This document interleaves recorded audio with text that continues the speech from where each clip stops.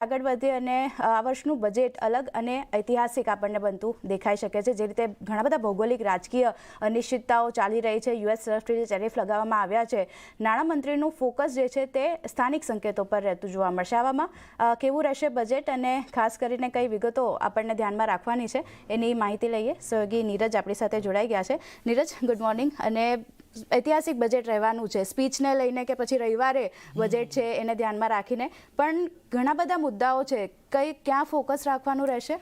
જી, ગઈકાલે સાંજે જ આપણે સૂત્રો દ્વારા ખાસ કરીને માહિતી આપણને મળતી દેખાય કે કયા પ્રકારનું બજેટ આ વખતે રહી શકે છે। તો સૌથી મહત્વની વાત આ વખતે કે અત્યાર સુધી આપણે બજેટમાં એક ટ્રેન્ડ જોયો છે કે પાર્ટ એ કે જ્યાં આગળ ક્યાં ખર્ચ સરકાર કરવાની છે, ક્યાં સરકારી ખર્ચ આપણને આવતો જોવા મળી શકે છે, એ બધો પાર્ટ એની અંદર આવતો હોય છે અને એ પાર્ટ આ વખતે નાનો રહી શકે છે અને પાર્ટ બી તમને ખાસ કરીને વિસ્તારથી આ વખતે રજૂઆત કરવામાં આવી શકે છે। અત્યાર સુધી આપણને પાર્ટ એમાં એક બહુ મોટું ડિટેલિંગ આપણને જોવા મળતું હતું, પરંતુ આ પાર્ટ બીની અંદર આ વખતે જ્યારે આપણે જઈ રહ્યા છીએ ત્યારે લાંબા ગાળાના લક્ષ્યાંક અને ટૂંકા ગાળાના લક્ષ્યાંક બંને પર ફોકસ હશે અને સરકારનું એવું કહેવું છે કે એક મજબૂત ભારત અને ભવિષ્યની જે સંભાવનાઓ છે એના પર આપણને આ બજેટ આવતું દેખાશે। આ ઉપરાંત ભારતની સ્થિતિ પણ આ બજેટને દેખાડશે આવનારા ભવિષ્ય માટે। અને ખાસ કરીને એક બહુ મહત્વની વસ્તુ અહીંયાથી એવી ખબર પડી છે કે નાણાં મંત્રાલયના સૂત્રોએ એવું પણ કહ્યું છે કે દેશ અને દુનિયાના અર્થશાસ્ત્રીઓનું ધ્યાન આપણું આ વખતનું બજેટ ખેંચી શકે છે, એટલે એ પ્રકારે અહીંયાથી આપણને એક બજેટ આવતું જોવા મળી શકે છે, એટલે એના પર આપણે ખાસ કરીને ધ્યાન રાખવાનું છે। કઈ અન્ય મોટી જાહેરાતો આપણને ખાસ કરીને એક અપેક્ષિત આપણે રાખી રહ્યા છીએ? તો જુઓ, સૌથી પહેલાં તો એક રોકાણ કઈ રીતે વધે, કારણ કે આપણને છેલ્લા ઘણા સમયની અંદર એફઆઈઆઈએસના વેચાણને લઈને થોડીક ચિંતાઓ છે, તો એ કેવી રીતે આપણને વધતી જોવા મળી શકે છે। સ્વદેશી બજેટ આપણે એક મોટી થીમ આ વખતે હોઈ શકે છે કે સરકાર કઈ રીતે અત્યારે આપણને એક મોટી રાહત અહીંયા આપતી જોવા મળશે।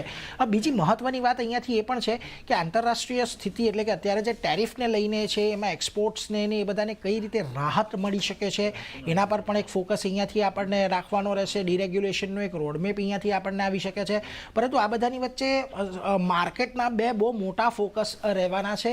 એક તો ફિસ્કલ ડેફિસિટ એટલે કે કેટલો આવે છે, એટલે ફિસ્કલ પ્રુડન્સ આપણી સરકાર કેટલું યથાવત રાખી શકે છે એના પર એક સારો ફોકસ રહેશે। બીજું એક કેપિટલ એક્સપેન્ડિચર કેટલું થાય છે, કારણ કે અત્યારથી અહીંયા અપેક્ષિત છે આપણને કે 10-12% જેટલો ઉછાળો આવતો જોવા મળે। ગયા વખતે લગભગ 11.5 લાખ કરોડ હતો, જે આ વખતે વધીને 12.5 લાખ કરોડ જેવો થાય એવી અપેક્ષા અત્યારે આપણે ખાસ કરીને રાખી રહ્યા છીએ। અને ડિફેન્સ સેક્ટર પર એક મોટી ફાળવણી કરવામાં આવી શકે છે, કારણ કે આપણે ગયા વર્ષે જે પ્રકારે ઓપરેશન સિંદૂર સમયે પાકિસ્તાન સાથે એનું ઘર્ષણ જોયું, ત્યારબાદ થોડુંક અહીંયા ડિફેન્સ આઉટલે પણ આપણને વધે એની એક મોટી અપેક્ષા અહીંયાથી બનતી દેખાઈ રહી છે।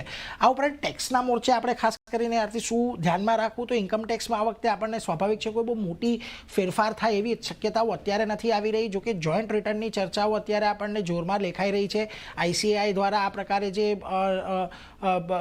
સૂચન આપવામાં આવ્યું હતું, સરકાર એના પર કદાચ વિચાર કરી શકે છે। એફઆઈઆઈ એફપીઆઈ આઉટફ્લોને રોકવા માટેના પગલાં પર નજર છે અને એને લઈને કદાચ long term capital gain tax પર ખાસ નજર રહેશે। જેમ હેરુત સરે પણ કહ્યું કે કદાચ અહીંયા કોઈક આપણને પોઝિટિવ કે નેગેટિવ આવતું જોવા મળે તો કયા પ્રકારની સ્થિતિ રહેશે, એસટીટી પર શું સ્પષ્ટતા આવે છે એના પર એક ખાસ ફોકસ રહેશે। અને સોના ચાંદી પર ઇમ્પોર્ટ ડ્યુટી વધારવા અંગેની અટકળો છે, જે પ્રકારે અત્યારે ભાવ વધતા આપણને દેખાઈ રહ્યા છે, એટલે મોટા બજેટની અંદર ઘણી બધી અપેક્ષાઓ છે, પરંતુ એક તો પાર્ટ બી આ વખતે મોટો રહી શકે છે। બીજું ખાસ કરીને આપણને કેપિટલ એક્સપેન્ડિચર, ડિફેન્સ આઉટલે અને ફિસ્કલ પ્રુડન્સ આ બધા મુદ્દાઓ કેવા રહી શકે છે એના પર ખાસ આપણે ફોકસ અહીંયાથી રાખવાનો છે।